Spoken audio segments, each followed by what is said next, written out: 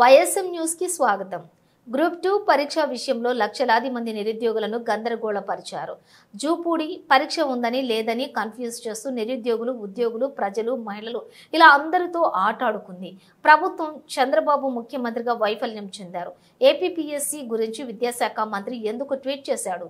అది విద్యాశాఖ పరిధిలోనిది కాదు కదా. జూపూడి ప్రభాకర్, వైఎస్ఆర్సీపీ అధికార ప్రతినిధి. And you are not the chief minister. At least there is a deputy chief minister. I think ఆయన ఎక్కడ ఉన్నాడో మనకు తెలియదు. ఆయన ఆ ప్రయాగరాజ్లోనో లేకపోతే ఎక్కడో గోదావరిలో గంగలో మునిగిన తర్వాత వైరల్ ఫీవర్ వచ్చిందట.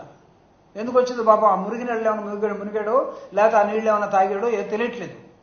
లేకపోతే మంచి నీళ్ళు అనుకొని ఏమైనా తిన్నాడు. మనకు దాని మీద నేను కామెంట్ చేయదలుచుకోలేదు. ఎక్కడికి వెళ్ళే డిప్యూటీ సీఎం కనపట్లేదు. Then who has to talk? Students ఎంతమందిని అప్రోచ్ కావాలి?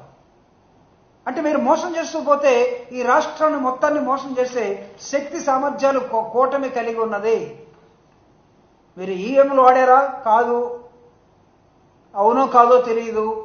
కానీ ఏపీపీఎస్సీలో నిరుద్యోగుల మొత్తాన్ని మోసం చేశారా లేదా?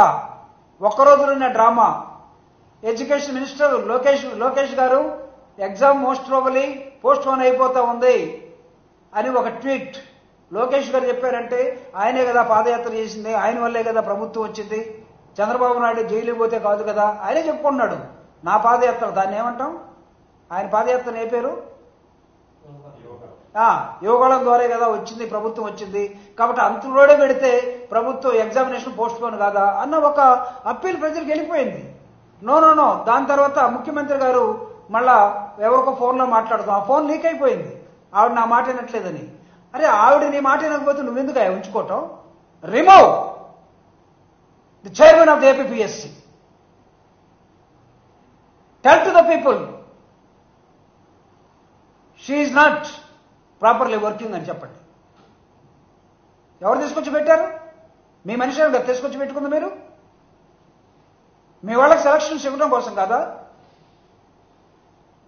లక్షలాది మందితో కూడుకున్నటువంటి ఒక సమస్యని, మీ మధ్య ఉన్నటువంటి ఒక ఆలోచనని వైరుధ్యం ఉన్నట్టుగా మేము అర్థం చేసుకోవాలి.